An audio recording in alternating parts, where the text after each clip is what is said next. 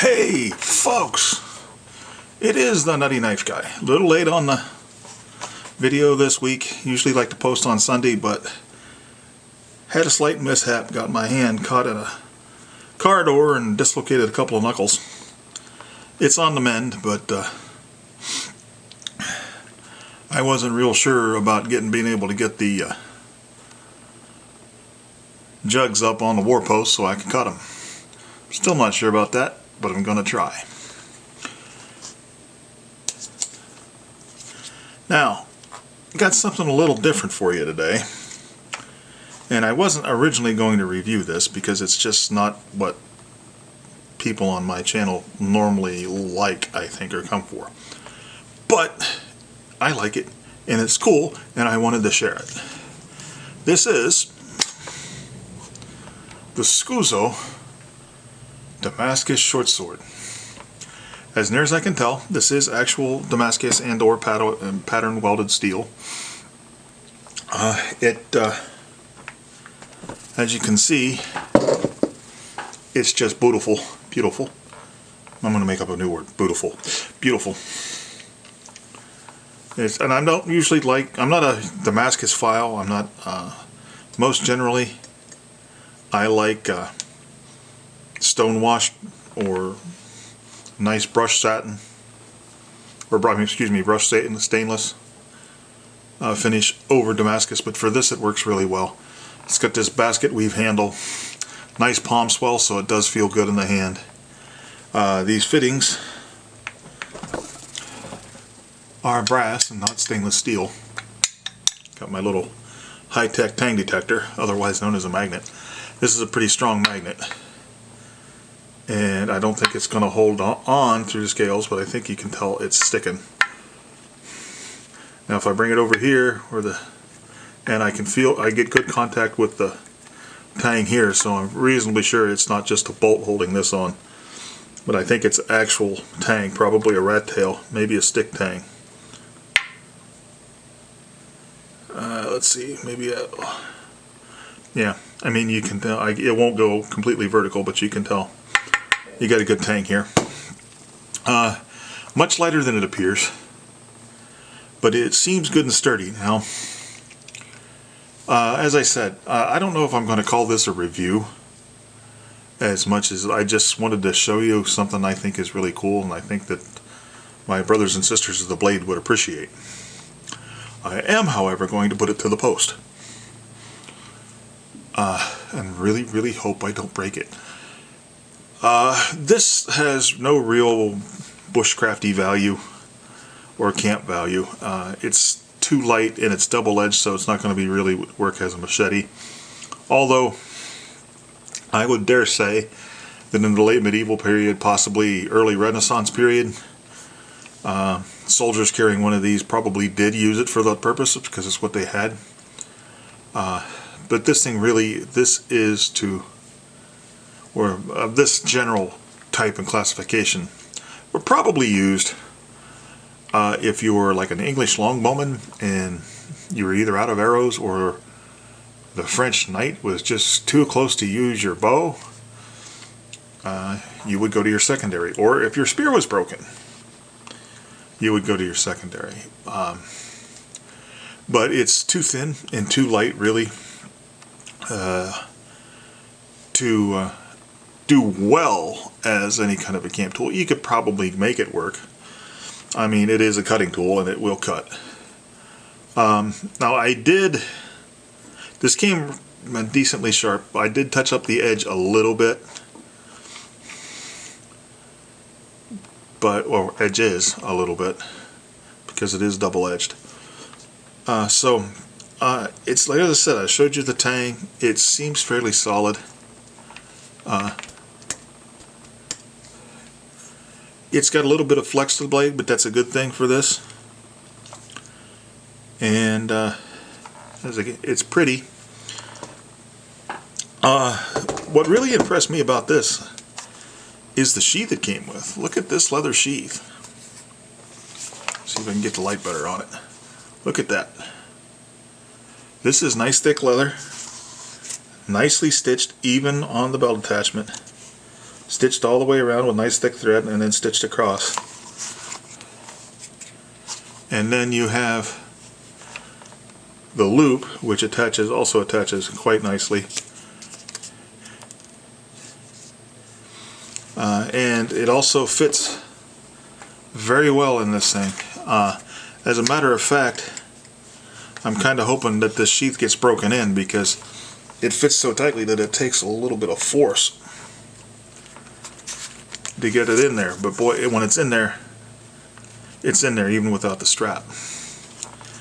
I got this from Smoky Mountain Knife Works to the tune of about $70. So it's not really that, it's not inexpensive. It's not like super high end, of course, but I wouldn't, myself, I don't qualify this as a budget blade. If I'm paying more than $50, to me, it's not a budget blade. But I've got to say, I was favorably impressed, and I really hope I don't screw this up when it's time for the war post. Very pointy. I'm worried about the tip when I do the thrust, but I'm going to do it anyway for science. Just hope I remember to test both edges. I am out of my traditional detergent bottles, so I'm going to be doing just better regular jugs that milk and distilled water and stuff came in. But it should be fun, as I said, and I'm going to try to do the feather sticking and the carving and all this other stuff with it. But as I said, not really what this is for. Wouldn't it be funny if I just sliced off the brim of my hat? Wouldn't that be cool? But we're going to see. Now, the one use in modern day that I can see this, unless you're attacked by lizard man zombie ninjas and their Bigfoot allies, if you're a boar hunter, or if you're going to you're hunting something that might fight back, and you need something in case your marksmanship isn't on par that day, this might be something you want to use that way. I guess you could use this as a hunting sword if you are so inclined, but that's really not. Really, what this is really for is just to look good. But it does appear to be functional, and we're going to go find out. And I guess with that, it's time to go out to the war post.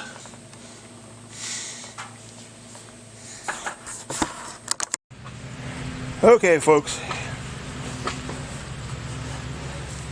Let's see how the Cisco Short Sword fails against hostile water bottles. This thing's nice, so pointy. I think we'll start with a thrust first. Okay, through both sides of that. That's no great surprise.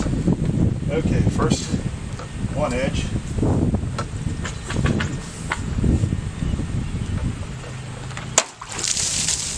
Okay, I didn't really catch it with the entire blade, but that's still not too bad at all. Switch edges.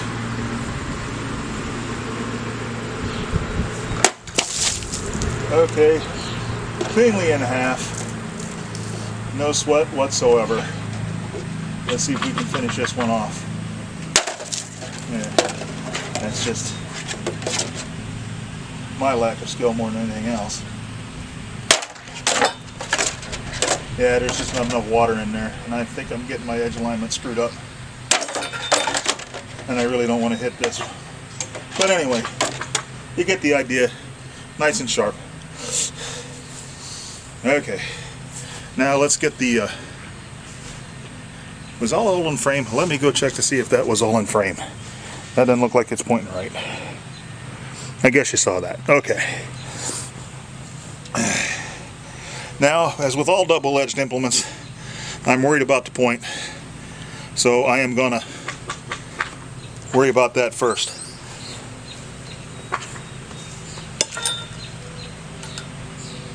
Now, nice bite.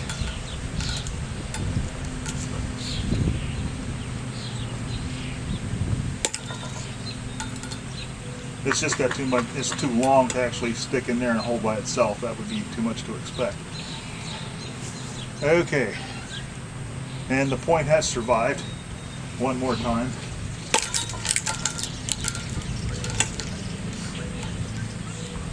Maybe 2 more times.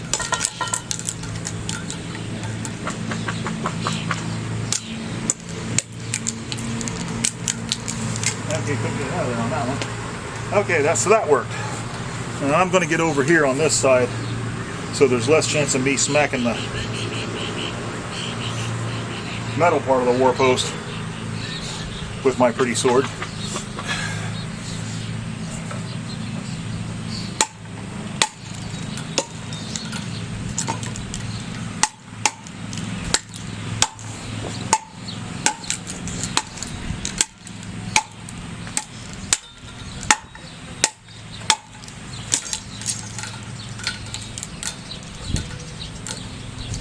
Okay.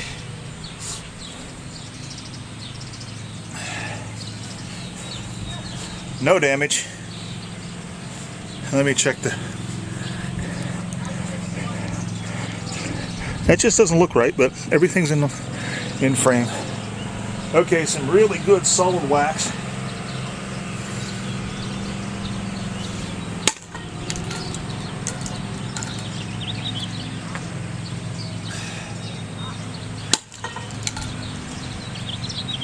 Other edge.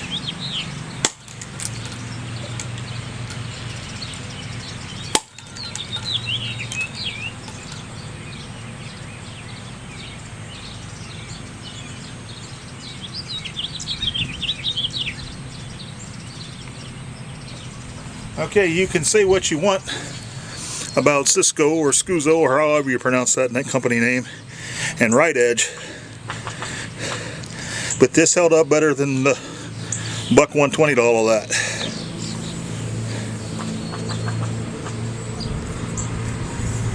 So you can see this is quite usable. Now let's see how she does with something she's not supposed to do. And I really got to get a new demonstration stick out here, but I have limited material where I live, so let's see what we got here. The edge geometry isn't really made for this.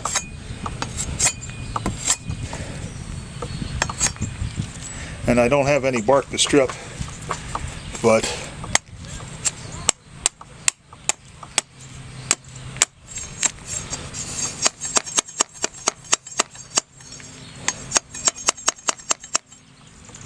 yeah, that's a good solid knot. But this isn't really made for fine work, but let's see if we can get any curls out of it.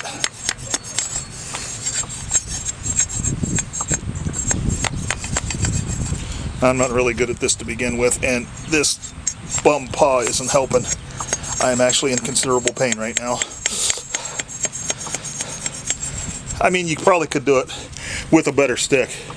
This has been chopped up to the hilt. I'm going to have to find a better one next time. But for the war post, it hung up nice. It held up nicely. Everything is still completely tight. So yeah. And also, I actually put the sheath on my belt, and it works quite well. I mean, I don't like the dangler, but it does have some loops on that sheath for either a leg tie or a shoulder strap. So kudos to that. I'm going to turn you off and clean up my mess, and we'll go downstairs for the wrap up. Okay folks, we're going to make a better inspection of this edge to make sure we didn't miss any damage.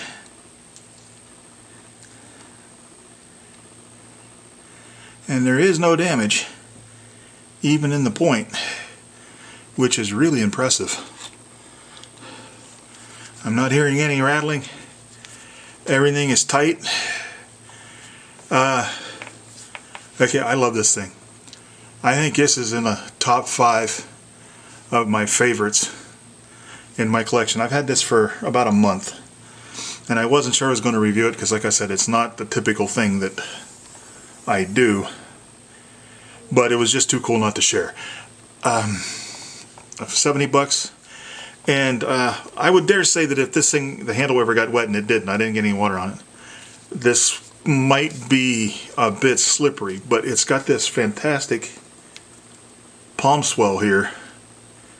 Turn it down the other way, that you can get your, it just goes into your hand, and even if it was slick, because of that palm swell, you get a lot of grip out of that. So I mean, are you going to carry this EDC? Well, I guess you could in some states.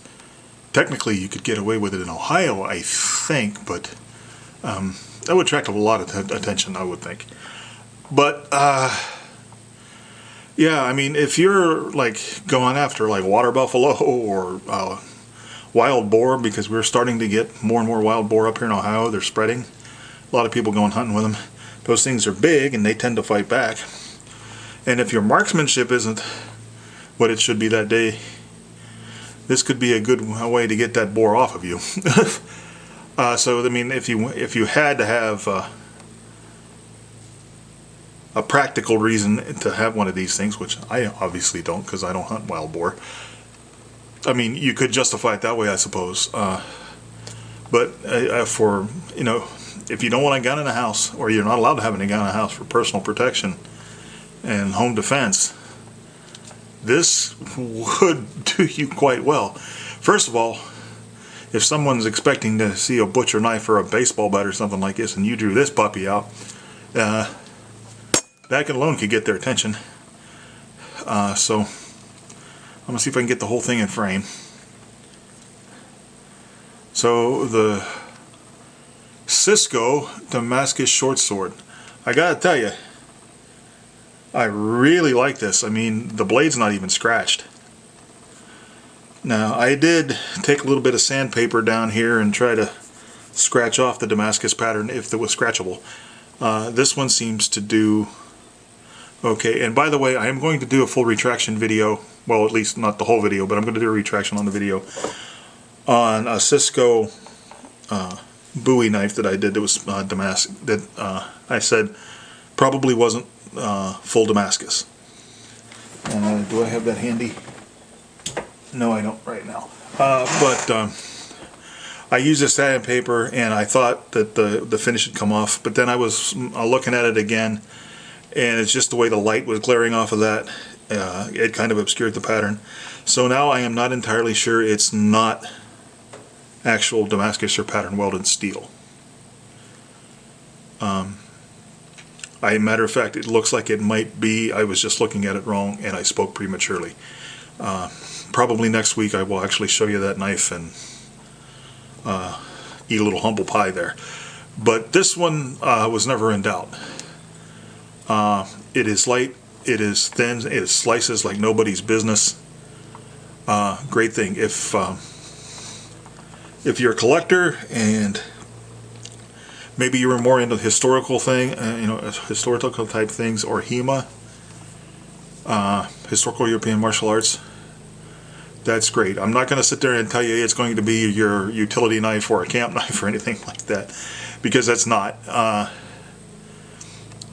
But like any knife, if it's got a good edge on it, you can use it for just about anything that way. You know, the bottom line, a knife has to cut, right? Or a sword. They say this one is a short sword, and I guess it's long enough to be called a sword. But this is in that area what I've called swipes. Too long to be a knife, not quite long enough to be a sword, in my opinion. But you could definitely call this a short sword and not be wrong. So there you have it, folks. I mean, just for a fun toy. And if you want to go cut water bottles, obviously, you know, if you're just going to do like backward cutting, or you're just practicing, like Filipino martial arts, most of those aren't double-edged because some of their chambered positions are like this, and you don't want to slice your shoulder open. That would be bad and hard to explain, especially since, you know, all edged weapons wounds have to be reported to the police, and then you have to tell a police officer what a dumbass you were. So you don't want to do that, but if you're careful, you could probably use this for some FMA drills. Bottom line, I like it. It passed with flying colors. It did better from than a lot of knives, well, not a lot of knives, but some knives from well-known and well-respected knife companies. You know, Cisco tends to deliver. And this is no exception. This is more expensive than a lot of their stuff because of the Damascus thing. As I said, $70 at Smoky Mountain Knife Works. But I've already gotten more than $70 of enjoyment out of this thing. And the sheath, I mean, this sheath, I bet you if you bought it by itself could go $15, $20 by itself. I mean, look at it. The sheath is beautiful. It's got a shoulder strap, or you probably use it with a frog. Yeah, not sorry about this thing at all. I love it. So, with that, I will leave you with my usual admonishment to draw your knives only, or swords, only in just purpose. Sheathe them only with honor. And to remember that without knives or swords, life would be dull and pointless. Please like, share, and subscribe. That makes me happy. It feeds the YouTube algorithm monster, and it makes them happy. And I bid you good day.